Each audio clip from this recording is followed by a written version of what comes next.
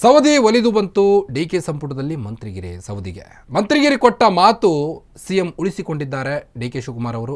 ರಾಜಕಾರಣದಲ್ಲಿ ಅಧಿಕಾರಕ್ಕಿಂತ ಮಾತಿನ ಬೆಲೆ ದೊಡ್ಡದು ಅಂತ ಸವದಿಯವರು ಮಾತನಾಡ್ತಾ ಇದ್ದಾರೆ. ನಾನು ಕೊಟ್ಟ ಮಾತು ಈಡೇರಿಸುವ ಸಮಯ ಬಂದಿತ್ತು.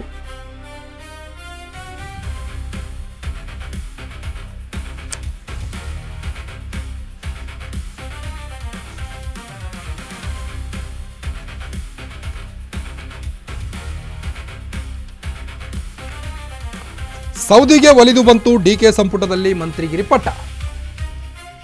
ಕೊಟ್ಟ ಮಾತನ್ನ ಸಿಎಂ ಡಿಕೆ ಶಿವಕುಮಾರ್ ಅವರು ಉಳಿಸಿಕೊಂಡಿದ್ದಾರೆ. ರಾಜಕಾರಣದಲ್ಲಿ ಅಧಿಕಾರಕ್ಕಿಂತ ಮಾತಿನ ಬೆಲೆ ದೊಡ್ಡದು. ನಾನು ಕೊಟ್ಟ ಮಾತನ್ನ ಈಡೇರಿಸುವ ಸಮಯ ಬಂದಿತ್ತು. ಹೀಗಾಗಿ ಅಂದು ಕೊಟ್ಟ ಮಾತು ಇಂದು ಈಡೇರಿಸಿದ್ದೇನೆ. ಲಕ್ಷ್ಮಣ್ ಸವದಿ ಋಣ ತೀರಿಸಿದ್ದಾರೆ ಸಿಎಂ ಡಿಕೆ ಶಿವಕುಮಾರ್ ಅವರು. ನುಡಿದಂತೆ ನಡೆದಿದ್ದಕ್ಕೆ ಲಕ್ಷ್ಮಣ್ ಸವದಿ ಅವರು ಧನ್ಯವಾದವನ್ನು ತಿಳಿಸಿದ್ದಾರೆ ಡಿಕೆ ಶಿವಕುಮಾರ್ ಅವರಿಗೆ.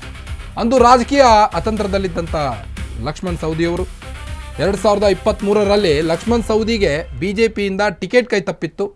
ಹೀಗಾಗಿ 2023ರಲ್ಲಿ ಬಿಜೆಪಿಯನ್ನು ತೊರೆದು ಕಾಂಗ್ರೆಸ್ಗೆ ಸೇರಿಕೊಂಡಿದ್ದರು. ಅಂದು ರಾಜಕೀಯ ಅತಂತ್ರದಲ್ಲಿದ್ದಂಥ ಲಕ್ಷ್ಮಣ್ ಸವದಿಯವರು ಕಾಂಗ್ರೆಸ್ ಬರುವಂತೆ ಡಿಕೆ ಶಿವಕುಮಾರ್ ಅವರೇ ಸ್ವತಃ ಕರೆ ನೀಡಿದರು. ನಿಮಗೆ ಬೇಕಾದಂಥ ಅಂದರೆ ನಮ್ಮ ಪಕ್ಷದಲ್ಲಿ ಬೇಕಾದಂಥ ಸ್ಥಾನಮಾನವನ್ನು ಕೊಡ್ತೇವೆ ಅನ್ನೋ ನಿಟ್ಟಿನಲ್ಲಿ ಡಿಕೆ ಶಿವಕುಮಾರ್ ಅವರು ಲಕ್ಷ್ಮಣ್ ಸವದಿಯವರಿಗೆ ಕರೆ ಮಾಡಿ ತಮ್ಮ ಪಕ್ಷಕ್ಕೆ ಆಹ್ವಾನಿಸಿದರು. ನಿಮಗೆ ಸೂಕ್ತ ಸ್ಥಾನಮಾನ ಕೊಡ್ತೇವೆ ಬನ್ನಿ ಎಂದಿದ್ರು. ಕಾಂಗ್ರೆಸ್ ಬದ್ಧತೆ ಮತ್ತು ನುಡಿದಂತೆ ನಡೆಯುವ ಸರ್ಕಾರ ಅಂತ ಲಕ್ಷ್ಮಣ್ ಸವದಿಯವರೀಗ ಕಾಂಗ್ರೆಸ್ಸನ್ನು ಹಾಡಿ ಹೊಗಳ್ತಾ ಇದ್ದಾರೆ. ನಿಮಗೆ ತಕ್ಕ ಗೌರವ ಕೊಟ್ಟೇ ಕೊಡ್ತೇವೆ ಬನ್ನಿ ಅಂತ ಡಿ ಕೆ ಶಿವಕುಮಾರ್ ಅವರು ಹೇಳಿದರು. ಅದರಂತೆ ನಡೆದುಕೊಂಡಿದ್ದಾರೆ. ಈಗ ಕೆಲ ಭರವಸೆಯೊಂದಿಗೆ ಕಾಂಗ್ರೆಸ್ಗೆ ಸವದಿ ಸೇರ್ಪಡೆಯಾಗಿದ್ದರು. ಅಂದು ಕೊಟ್ಟ ಮಾತಿನಂತೆ ಇಂದು ಕೂಡ ಸವದಿಗೆ ಮಂತ್ರಿಗಿರಿ ಸಿಕ್ಕಿದೆ. ಒಂದು ಬಾರಿ DCM ಆಗಿಯೂ ಕೂಡ ಬಿಜೆಪಿಯಲ್ಲಿ ಆಡಳಿತ ನಡೆಸಿದವರು ಅಂತವರು ಇವರು ಲಕ್ಷ್ಮಣ್ ಸವದಿಯವರು. ಅದಾದ ನಂತರದಲ್ಲಿ 2023ರಲ್ಲಿ ವಿಧಾನಸಭಾ ಎಲೆಕ್ಷನ್ನಲ್ಲಿ ಬಿಜೆಪಿಯಿಂದ ಟಿಕೆಟ್ ಕೈ ತಪ್ಪಿತ್ತು. ಹೀಗಾಗಿ ಲಕ್ಷ್ಮಣ್ ಸವದಿಯವರು ಕಾಂಗ್ರೆಸ್ಗೆ ಸೇರಿಕೊಂಡಿದ್ದರು. ಕಾಂಗ್ರೆಸ್ ಸೇರಿಕೊಂಡ ನಂತರ ಈಗ ಡಿಕೆ ಶಿವಕುಮಾರ್ ಅವರಿಗೆ ಅವರು ತಮ್ಮ ಹೇಳಿದಂಥ ಸೂಕ್ತ ಸ್ಥಾನಮಾನವನ್ನು ಕೊಡ್ತೇವೆ ಬನ್ನಿ ಅಂತ ಹೇಳಿದರು ಡಿಕೆ ಶಿವಕುಮಾರ್ ಅವರು. ಅದರಂತೆ ಈಗ ನಡೆದುಕೊಂಡಿದ್ದಾರೆ ಅಂತ ಸಂತಸವನ್ನು ವ್ಯಕ್ತಪಡಿಸಿದ್ದಾರೆ ಲಕ್ಷ್ಮಣ್ ಸವದಿಯವರು. ಇನ್ನು ಲಿಂಗಾಯತ ಮತ ಬ್ಯಾಂಕ್ ಟಾರ್ಗೆಟ್ ಯಾಕೆ ಹಾಗಾದರೆ ಡಿಕೆ ಶಿವಕುಮಾರ್ ಅವರ ಕಣ್ಣಲ್ಲಿ? ರಾಜ್ಯ ರಾಜಕೀಯದಲ್ಲಿ ಉತ್ತರ ಕರ್ನಾಟಕದ ಪಾತ್ರ ನಿರ್ಣಾಯಕವಾಗಿದೆ. ಲಿಂಗಾಯತ ಸಮುದಾಯದ ಪ್ರಭಾವ ಅತ್ಯಂತ ಮಹತ್ವದ್ದಾಗಿದೆ. ಲಿಂಗಾಯತರು ಬಿಜೆಪಿಯ ಸಾಂಪ್ರದಾಯಿಕ ಮತ ಬ್ಯಾಂಕ್ ಆಗಿದ್ದು ಲಿಂಗಾಯತರ ಮೇಲೆ ಹಿಡಿತ ವಿಸ್ತರಿಸುವುದೇ ಕಾಂಗ್ರೆಸ್ನ ಗುರಿಯಾಗಿದೆ. ಮೆಜಾರಿಟಿ ಆಫ್ ಪೀಪಲ್ಸ್ ಲಿಂಗಾಯತ ಜನ ಇದ್ದದ್ದಕ್ಕೇನೆ ಲಿಂಗಾಯತ ಮತ ಬ್ಯಾಂಕನ್ನು ಟಾರ್ಗೆಟ್ ಮಾಡಿದ್ದಾರೆ ಅನ್ನೋದು ಈಗ ತಿಳಿದು ಬರ್ತಾ ಇದೆ.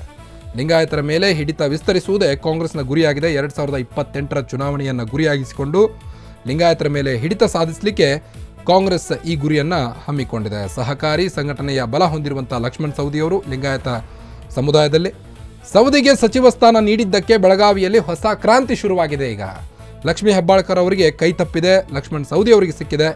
ಹೀಗಾಗಿ ಈಗ ಬೆಳಗಾವಿಯಲ್ಲಿ ಹೊಸ ಕ್ರಾಂತಿ ಶುರುವಾಗಿದೆ. ಕಾಂಗ್ರೆಸ್ನಲ್ಲಿ ಹೊಸ ಸಮೀಕರಣಗಳಿಗೆ ನಾಂದಿ ಹಾಡಿದ್ದಾರೆ ಈಗ ಸವದಿಯವರು. ಸಹಕಾರಿ ಕ್ಷೇತ್ರದಲ್ಲಿ ಸಾಕಷ್ಟು ಅನುಭವ ಹೊಂದಿರುವಂಥ ಸವದಿಯವರು. ಸವದಿಗೆ ಸಹಕಾರಿ ಖಾತೆ ಸಿಕ್ಕರಂತೂ ಹೊಸ ಕ್ರಾಂತಿ ಫಿಕ್ಸ್ ಅಂತ ಒಂದು ಕಡೆ ಹೇಳಲಾಗ್ತಾ ಇದೆ. ರಾಜ್ಯ ರಾಜಕೀಯದಲ್ಲಿ ಉತ್ತರ ಕರ್ನಾಟಕದ ಪಾತ್ರ ಬಹಳ ಮುಖ್ಯವಾಗಿದೆ. ಲಿಂಗಾಯತ ಒಂದು ಪ್ರಭಾವ ಯಾವ ಮಟ್ಟಿಗಿದೆ ಅಂದರೆ ಇಡೀ ಕರ್ನಾಟಕದಾದ್ಯಂತ ಲಿಂಗಾಯತರ ಮೆಜಾರಿಟಿ ಜಾಸ್ತಿ ಇದೆ. ಹೀಗಾಗಿ ಲಿಂಗಾಯತ ಸಮುದಾಯವನ್ನು ಗುರಿಯಾಗಿಸಿಕೊಂಡ್ರೆ 2028ರ ಚುನಾವಣೆಯನ್ನು ಸುಲಭವಾಗಿ ಗೆಲ್ಲಬಹುದು ಅನ್ನೋದು DK ಅವರ ಒಂದು ಪ್ಲ್ಯಾನ್ ಆಗಿದೆ. ಸಹಕಾರಿ ಸಂಘಟನೆಯ ಒಂದು ಹುದ್ದೆಯನ್ನು ಕೊಡಿ ಅಂತ ಈಗ ಸವದಿಯವರ ಬೆಂಬಲಿಗರು ಹೇಳ್ತಾ ಇದ್ದಾರೆ. ಸವದಿಗೆ ಸಚಿವ ಸ್ಥಾನ ನೀಡಿದ್ದಕ್ಕೆ ಬೆಳಗಾವಿಯಲ್ಲಿ ಹೊಸ ಕ್ರಾಂತಿ ಆಗುತ್ತೆ ಅನ್ನೋದು ಈಗ ಸದ್ಯಕ್ಕೆ ತಿಳಿದು ಬರ್ತಾ ಇದೆ.